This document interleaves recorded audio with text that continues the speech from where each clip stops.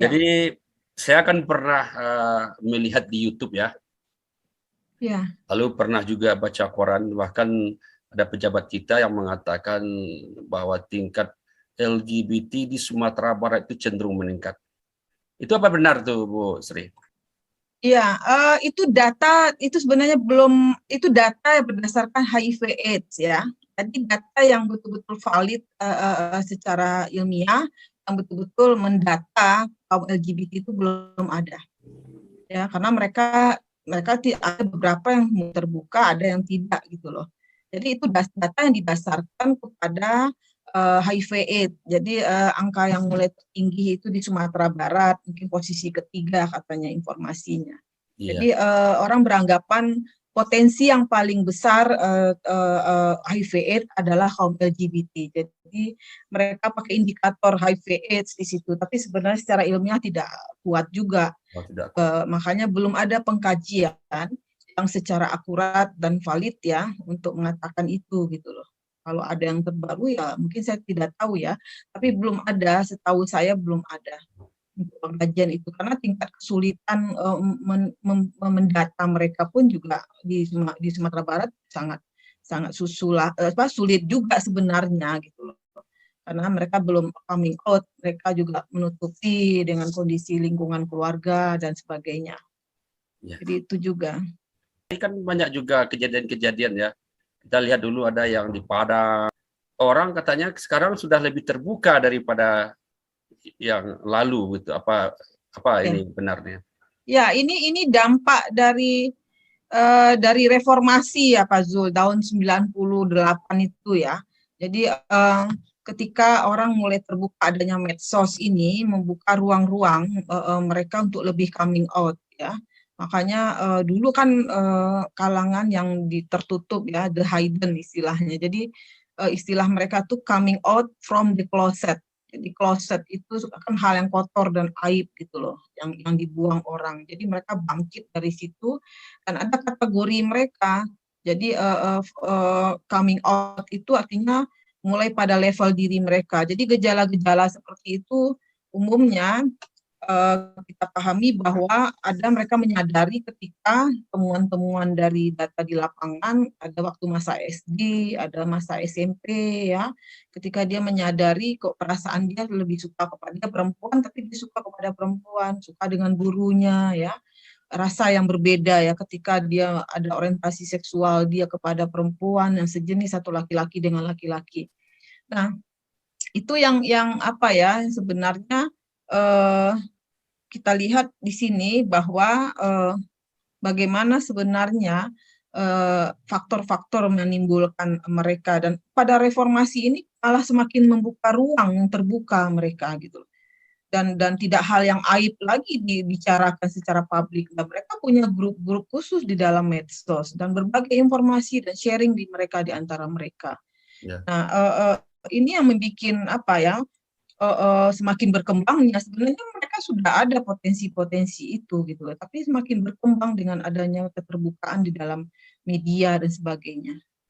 Dan saya sudah prediksi dulu Pak Zul 2008 itu saya bilang tuh hal tidak mengagetkan lagi ketika perkembangan LGBT di Minangkabau di Sumatera Barat itu tinggi, itu saya sudah prediksi juga dan perkembangan yang luar biasa sebenarnya. Kita tahu ini baru diekspos keluar, baru orang tahu sebenarnya itu udah lama tapi kan ditutupin ya karena belum coming out istilahnya gitu loh.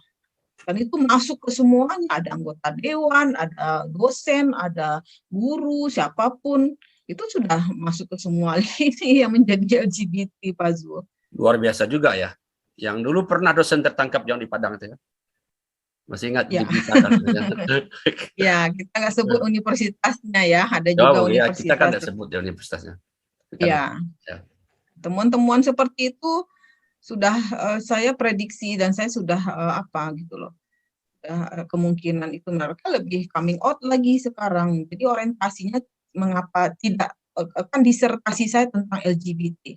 Ya. Jadi saya tulis buku Pak Zul ini dari disertasi saya. Saya nggak tahu ini apa kelihatan atau enggak. Nah, udah kelihatan. Dikit lagi ke atas. Ya, jadi itu ya nggak lihat ya. Oke, oke. Ya, udah ada nampak. Ya, menari di bawah pelangi. Jadi itu menari itu artinya kan gerakan. Saya melihat level pada S3 saya melihat tentang social movement dan social network. Jadi tidak pada 2008 saya melakukan pengkajian mengapa mereka jadi LGBT, apa faktor menyebabkan, tapi ketika disertasi saya sudah melihat pada ini adalah gerakan sosial lagi. Jadi pencapaian mereka pada policy. Jadi mereka kelompok-kelompok seperti ini tidak tataran saya sudah menjadi LGBT, tapi masuk kepada negara untuk mengakomodir mereka dengan HAM itu gitu loh, hak-hak azazi mereka gitu loh. Jadi masuk ke dalam policy supaya mereka diterima untuk menikah sesama jenis, ada negara mengakomodir untuk itu gitu. Sebentar Nah, dulu, itu yang sebentar dulu Bu Sri. Itu penelitiannya di mana Bu Sri? saya di Jakarta, Oh, beberapa NGO. oh bukan di Sumbar ya? Bukan, tapi ada jejaring ke Sumatera Barat, ke seluruh Indonesia. Apa judul tadi? Menari di atas pelangi. Di bawah pelangi. Pelangi itu adalah rainbow. Rainbow itu adalah simbol LGBT. Oh, bisa digambarkan sedikit tentang tujuan dari penelitian? Yaitu saya menceritakan bagaimana jejaring sosial yang mereka bangun secara organisasi LGBT. Jadi mereka ada organisasi LGBT yang mungkin kita tidak, beberapa organisasi di Jakarta ada beberapa sudah terbuka, tapi ada organisasi LGBT di daerah yang masih dibungkus oleh kepentingan perempuan, yang isu-isu perempuan, kesehatan reproduksi, tapi di dalamnya disisipkan dengan misi-misi untuk LGBT ini, karena tidak akan mungkin organisasi di daerah yang secara terbuka mengatakan ini organisasi LGBT, tidak akan mungkin di daerah gitu. Iya. Tapi biasanya di daerah memakai nama organisasi kesehatan reproduksi, perempuan, anak dan sebagainya, tentang HAM, HIV, AIDS dan sebagainya. Ya. Jadi jejaring itu diakomodir oleh lembaga internasional, Pak Zul, NGO internasional ya. Jadi funding-funding yang dibiayai oleh lembaga internasional, dan disitulah mereka berkembang memberikan penguatan-penguatan organisasi kepada organisasi LGBT lokal di seluruh Indonesia. Jejaring-jejaring sosial. Saya melihat pergerakan perkembangan itu. Oh, jadi dia masuk di dalam organisasi sosial gitu ya? Mereka sudah bikin organisasi, sudah ada organisasi. Dan itu ada fundingnya. Organisasi yang dia punya itu mau khusus untuk pengembangan LGBT atau organisasi lain, tapi dia masuk ke dalam itu? Dan organisasi case studi saya memang khusus untuk organisasi itu, dan dia memberi penguatan internal, menghadirkan beberapa LGBT lokal di seluruh Indonesia, kemudian diberi penguatan internal, diajarkan bagaimana cara jadi leader, kemudian kesehatan reproduksi, kemudian SOGI itu seksual orientasi gender identity namanya. Kemudian bahkan dia mengajar juga di universitas di Jakarta. Tadi dibilang ada funding. Misi-misi itu sudah masuk ke semua. Bu Sri, tadi kan dibilang ada funding dari luar negeri. Itu funding itu juga organisasi LGBT juga? Funding itu selalu biasanya funding mengatasnamakan HAM. Jadi funding, kalau funding itu HAM, hak asasi manusia, siapapun, semua manusia di dunia punya hak untuk keadilan dan kesetaraan. Negara juga punya hak untuk itu, memperjuangkan hak-hak mereka yang secara marginal, tapi mereka punya hak untuk hidup di negara yang negara juga akomodir untuk itu. Jadi tidak terang-terangan juga dia akan memakai, tapi dia pakai HAM itu. Oh gitu ya. Oke, Bu Sri, terakhir nih tentang LGBT di Sumbar. Kira-kira apa saran Bu Sri untuk apalah namanya menekan LGBT, atau saran untuk kaum agama yang bisa memberikan informasi kepada jamaahnya dan lain sebagainya. Terakhir Bu Sri, silakan. Saya sebenarnya berjuang secara personal, Pak Zul, pengabdian saya dengan memberikan sosialisasi kepada orang tua, orang-orang yang pemilik kos, ya, mahasiswa yang punya pemilik kos juga diberi warning bagaimana mereka memahami, atau bukan memahami, bagaimana mereka mengenal gejala-gejala LGBT itu supaya mereka lebih cepat mengatasi itu gitu loh. Jadi ini semacam dakwah sebenarnya.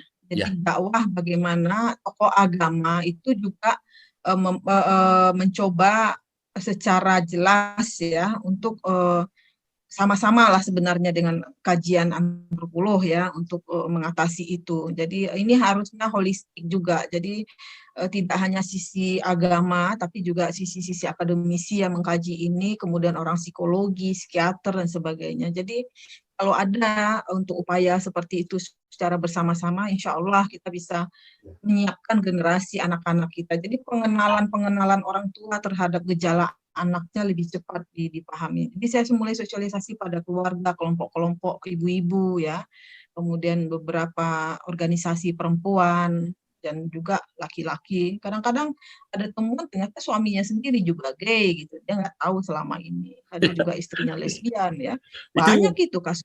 Itu ditemukan kasus seperti itu ketika penelitian Bu Sri. Temukan. Ya. Dan Jadi, kalau diungkap semua akan malu semua kita orang Minang, Pak Zul. Oh iyalah. Ya, artinya kita kan secara umum aja. Etikanya juga gitu. Iya. Tapi alhamdulillah juga gitu. Tapi alhamdulillah Bu Sri kan sudah melakukan paling tidak sudah melakukan peringatan-peringatan untuk orang tua. Itu melalui apa itu Bu Sri? Melalui pertemuan-pertemuan apa sengaja di kelompok-kelompok. Oh, kelompok-kelompok. Kelompok-kelompok. Jadi kelompok-kelompok organisasi perempuan atau saya pernah diundang juga di satu masjid ya untuk dakwah sedikit ya. Bagaimana LGBT. Jadi udah masuk ke masjid-masjid musola juga. Itu bagus tuh Bu Sri. Karena Bu Sri sudah melakukan penelitian, tahu persis di mana apanya. Ya, sekarang kolaborasi dengan ulama ustadz yang paham, ada istilah kunza juga dalam agama Islam ya. Kemudian bagaimana itu, jadi kolaborasi antara tokoh agama dengan akademisi untuk mengatasi ini cukup baik lah sebenarnya. Jadi telah agama, kemudian temuan-temuan kita juga gitu, menangkap gejala-gejala itu. Saya lagi berjuang juga membuat semacam buku kecil Pak Zul, jadi bisa orang tua baca juga apa gejala-gejala yang perlu di-warning ya, bagaimana menyikapinya ketika ada bagian keluarga sendiri yang dapat seperti itu, bagaimana cara mengatasinya. Jadi itu juga saya kita tunggu buku kecil itu. Ya, insya Allah Pak Zul. Oke Bu Sri, untuk sementara mungkin itu dulu. Nanti Pak Zul. Kalau kita butuh, kita akan Zoom lagi ya Bu Sri ya. Alhamdulillah. Ya, insya Allah. Terima kasih pertemuan ini luar biasa. Ada informasi untuk masyarakat yang sebenarnya banyak orang tidak tahu, tapi sebenarnya LGBT ini sudah semakin berkembang di Sumatera Barat, terutama ya daerah yang dikatakan adat Basandi Syarak Basandi Kitabullah, Syarak mengatur adat memakai ini kan luar biasa Bu Sri. Jadi kita bersama-sama untuk menanggulanginya. Terima kasih Bu Sri. Saudaraku, itulah bincang-bincang kita dengan Ibu Dr. Sri Setiawati dari jurusan Antropologi, Fakultas Ilmu Sosial Ilmu Politik. Beliau adalah di samping dosen antropologi juga dosen pasca S2, S3 di studi pembangunan. Ya, studi pembangunan ya Bu Sri ya. Mudah-mudahan video ini bermanfaat. Terakhir, jangan lupa like, subscribe, dan komen video ini. Terima kasih Bu Sri. Assalamualaikum. Waalaikumsalam warahmatullahi wabarakatuh.